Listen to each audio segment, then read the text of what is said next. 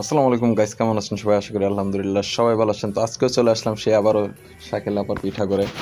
তো আজকে আমার সাথে ছিল শ্রদ্ধেয় এক বড় ভাই এবং ভাবি। তো ওনাদেরকে নিয়ে আজকে আমার এই 300 ফিটে যাওয়া এবং শাকিল আপার পিঠা করে আড্ডা দেওয়া।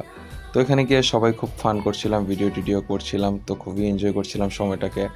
আর অলরেডি আমাদের খাবারও চলে আসছে। আর 300 ফিট আসা মানে শাকিল আপার সেই পিঠাগড়, হাঁসের মাংস, রুমাল রুটি এবং চাপটি খাওয়া।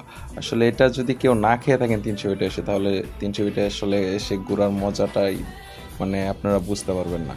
তো এখানে আসলে আমরা কি উদ্দেশ্যে আসছি এবং কি খেতে আসছি সেটা কিছুটা ভাবির মুখ থেকে শুনে নিন।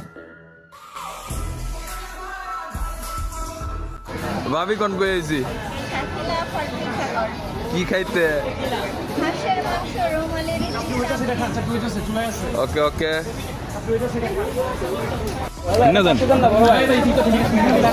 এই লোক বলে আপনার বান্ধবী চিনুন, আগে পরে আইছে। হ্যাঁ, আরে ভাই। তো শাকিলা আপা নাকি বাবিকে চিনে, বাবি নাকি তার বান্ধবী। আসলে সব থেকে বড় কথা হচ্ছে এখানে যারা আসে সবাই শাকিলা আপার ফ্রেন্ড, ফলোয়ার।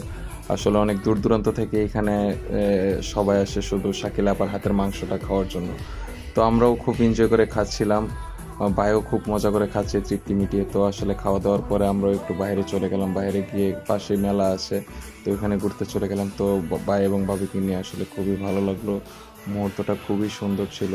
তো সবাই আসবেন 300 টাকা এবং শাকিল আপার হাতের হাঁসের মাংস খেয়ে যাবেন। আল্লাহ হাফেজ।